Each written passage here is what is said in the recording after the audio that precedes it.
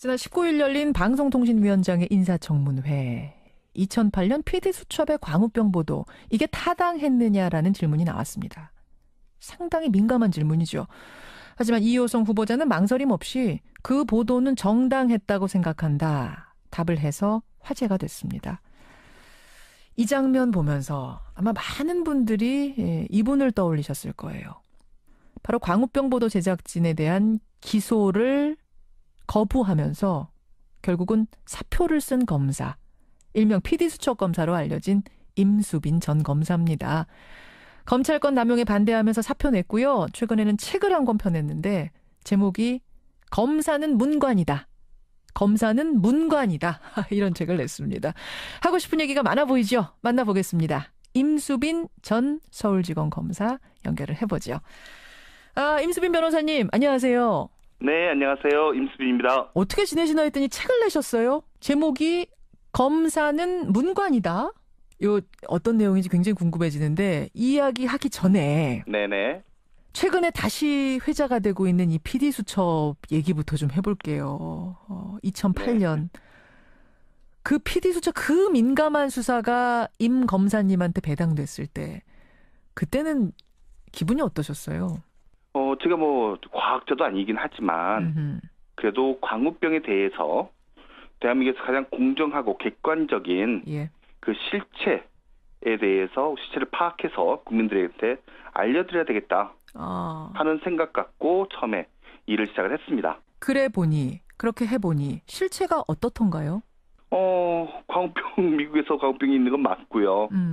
여기에 대해서 우리가 어디까지 PD수첩이 보도한 내용 중에 어느 부분은 타당하고 또 어느 부분은 문제가 있는지를 저희가 하나하나 다 말씀을 드렸죠. 그랬죠. 네.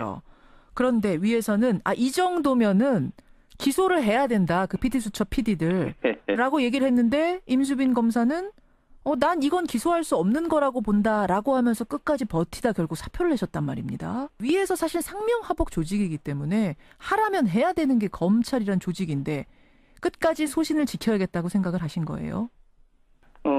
상명하복 이런 등등은 다 법률에 규정이 돼 있고요. 예. 검사로서 해야 되는 본분은 헌법에 규정되어 있다고 저는 생각을 해요. 헌법이 법률보다 상위 법규이고 네, 검사는 헌법이 부여한 책무를 열심히 수행해야 되는 겁니다. 아하.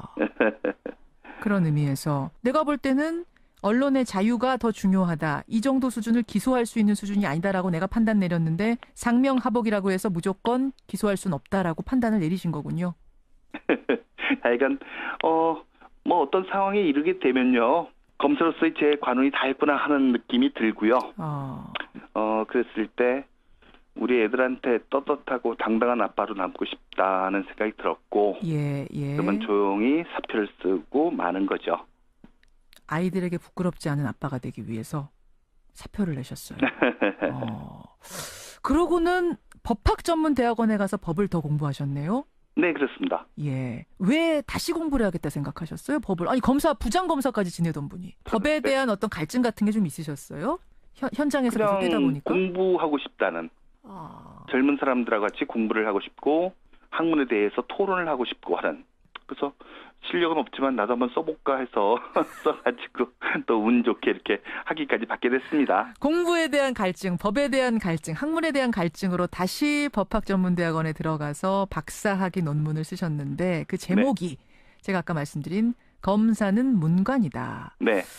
근데 검사하면 다들 칼잡이라고 하잖아요. 그러니까 앉아서 연구하고 글 쓰는 사람 아니니까 사실 무관 쪽 아닙니까? 아니에요. 그게 지금 다들 저희가 착각에 빠져 있는 거고요. 그래요?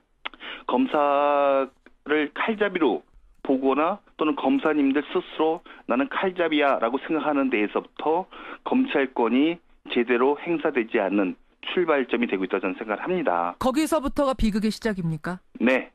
검사는 문관으로서요. 인권이 보장되고 적법 절차가 준수되는 것을 항상 눈을 부릅뜨고 감시를 해야 되는 사람이에요. 감시자가 자신이 주체가 돼버리니까 스스로를 감시 못한다. 칼잡이가 돼버리면 그걸 볼 겨를도 없고요.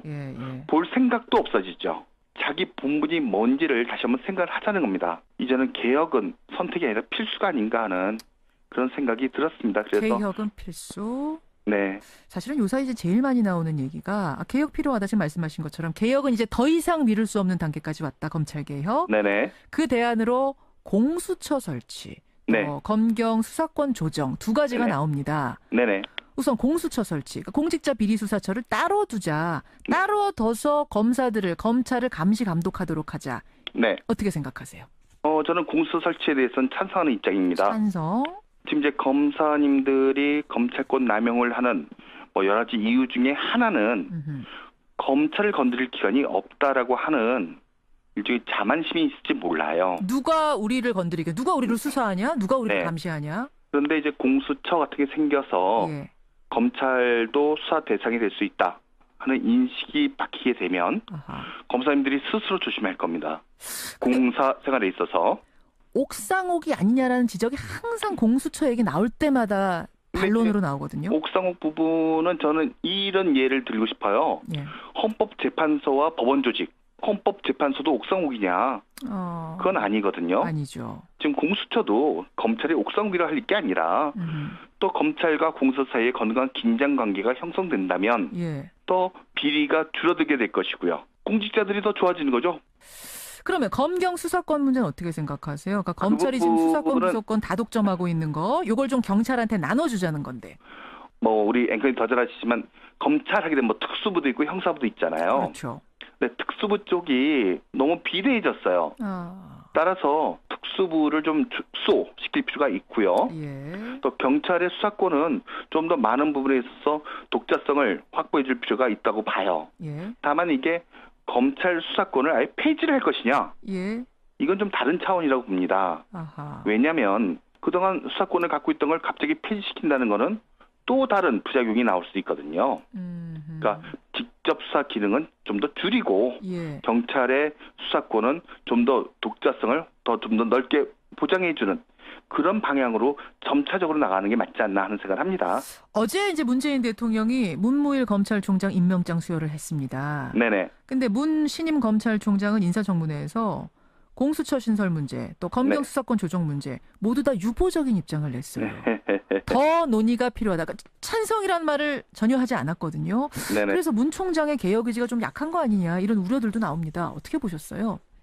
저는 이제 개혁이라고 하는 건 선택이 아니라 필수거든요. 예. 특히 검찰에 있어서는 그렇습니다. 그분이 그걸 모르실 리도 없고요. 모르실 리가 없다. 네, 그런데 다만 검찰 개혁도 검찰 조직이 스스로 나서서 적극적으로 변하는 모습을 함께 보여주는 게 더 좋겠죠. 네, 그러니까 신임 검찰총장께서는 그런 걸 다 염두에 두고 그냥 신중하게 발언하신 게 아닌가 이렇게 해석하고 싶습니다. 내부로부터의 동력을 이끌어내기 위해서 신중하게 발언하는 거지 아마 속으로는 대통령 공약이기도 하고 같은 생각을 하고 있을 거다라는 말씀. 검찰 내부에서 반발이 클까요? 이 공수처 신설이라든지 수사권 조정이라든지. 그 부분에 대해서 저는 이렇게 생각해요. 최근 몇 년간 형사사법기관에 대해서 여론조사를 해보면요. 예. 검찰이 계속해서 꼴찌입니다. 그래요. 맞아요. 이게 뭐냐. 주권은 국민한테 있고 모든 권력은 국민한테로부터 나오잖아요. 물론이죠. 검찰권도 역시 국민으로부터 나오는 것인데 이렇게 신뢰하지 않는다면 그건 검찰의 존재 근거가 없어지는 것이라고 저는 생각을 해요. 만약에 국민들이 검찰 눈에 필요 없어 하게 되면 검찰이 폐지가 될 겁니다. 그렇게 될 수는 없지 않겠어요? 그렇죠. 그러니까 우리 검사님들도 다 그걸 이해하실 거라고 저는 생각을 하고요. 그 꼴찌가 됐던 조직을 저는 1등은 아니더라도 2, 3등까지는 올라가자는 거예요. 신뢰성 꼴등은 너무하지 않느냐. 네. 이 지경까지 왔으면 이제는 뭐 공수처 신설이든 검경 수사권 조정이든 해볼 때가 됐다. 네. 알겠습니다. 그나저나 최동욱 전 검찰총장이 새로 로펌 꾸렸다는 건 제가 알고 있었는데 거기 합류하셨어요? 임수빈 변호사님? 이제 다음 주에 합류합니다. 그러세요. 왜 거기를 선택하셨습니까? 오라는 건 많았을 텐데. 사실 이제 최동욱 총장하고는요. 굉장히 가깝게 지냈어요. 사석에서는 뭐 호영호재하고 좀 와서 도와줘 그렇게 얘기를 하시길래 그냥 뭐 두말 없이 그냥 알겠습니다. 됐습니다. 어떻게 보면은 검찰로부터 정말 그 소신을 지키다가 뭐 버림받았던 두 분이 만나셨네요. 열심히 살자 얘기합니다. 열심히 살자. 근데 다만 이제 이 정치적인 의미가 있는 건 아니고요. 예, 그러니까 그렇게 해석은 안 하시면 좋겠고요. 그래요. 그냥 검사 때부터 친했던 사람들이라서 일을 같이 하기로 했습니다. 좋은 법조인들의 표본이 좀 돼주셨으면 좋겠고요. 후배들에게 끝으로 검찰에 몸담고 있는 후배들에게 한 말씀, 뭐 비슷한 맥락의 말씀이 되실 수 있겠습니다만. 제가 사표를 썼던 것도 검찰을 너무나 사랑했기 때문이고 지금도 사랑하고 있기 때문에 오히려 충원을 하는 겁니다. 예. 우리 후배님들 검찰 개혁에 대해서 무조건 거부하려고 하지 마시고 오히려 올바른 개혁 방안을 찾아서 적극적으로 참여를 해주셔야 됩니다. 오히려 나서라. 네. 나서는 것이 오히려 이기는 것이다. 네. 그 말씀이세요. 지금 이대로는 더 이상 안 되니까요. 참 그 말씀이 울림이 있네요. 이대로는 더 이상 안 되니까요. 국민들이 그렇게 생각하고 있습니다. 네. 검찰에서도 그 부분을 반드시 기억하고 검찰개혁에 앞장서기를 스스로 나서주기를 다시 한번 저도 당부하면서 임수빈 변호사님 오늘 귀한 말씀 고맙습니다. 아유 감사합니다. 들었죠? 예.